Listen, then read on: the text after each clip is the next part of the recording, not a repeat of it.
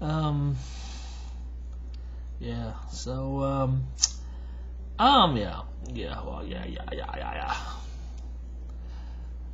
So I was working on some old songs.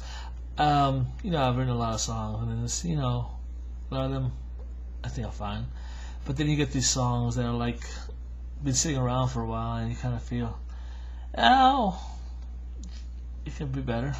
And I don't really want to touch them because they're not the way I want them. So it's like, I don't want to do that. The songs I enjoy, that I like more of mine, are the ones I tend to do more because And then I've had that where I had a song that I thought I didn't like because it wasn't written enough or I didn't put enough into it, but then I put some more into it, and then it became one of my favorite songs. So it's like, how good a song is, of mine is how much I put into it. The more I put into it, the better the song is, I tend to find.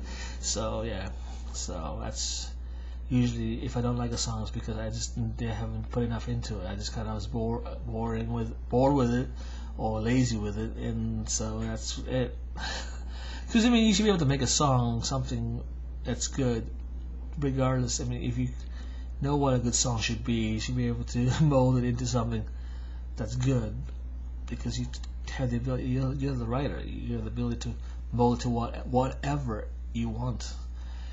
And if you want it to be good, you should be able to mold it to that. But you should know what the criteria for what a good song is. So one thinks to themselves, well, you got these bands that have bad albums. You go, why didn't they know those songs weren't good? Or do they just not know what criteria for good songs are, or they just not care? I don't know. Or do they actually think those songs were good?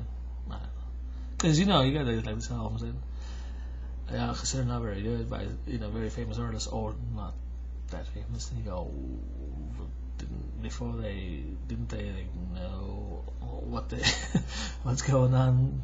When you do a song, you should be able to get together with the band and whatever it is. Go, yeah, that's good. Okay, we'll keep that. All the guys go, okay, that's good, even though it's not. But yeah, okay, let's keep it.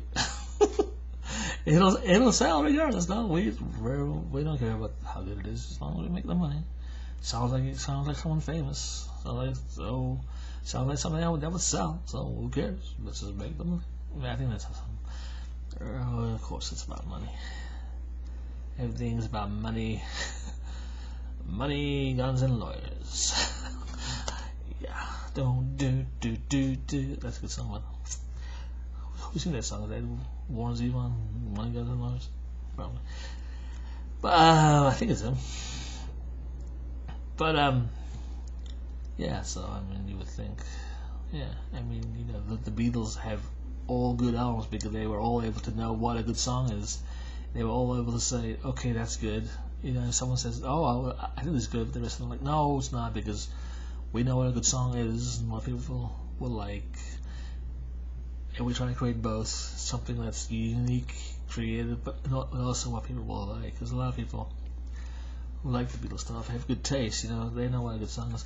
Even though the Beatles were, some people would say, well, the Beatles were kind of, I don't know, had a formulaic. They were made kind of out of hype or whatever. They were kind of molded.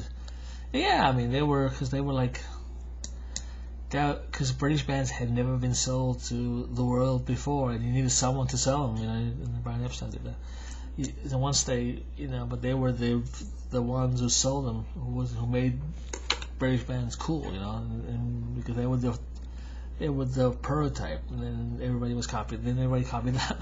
So they were the original, and then everything else was the copy, all the other bands.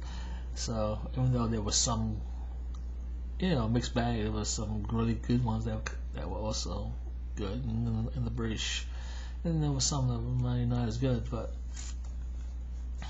which they were everyone. And of course the better ones were like the Rolling Stones, the Who, the Animals, the Kinks, probably the best, the Moody Blues. It's probably the better of the bands that were copying the Beatles.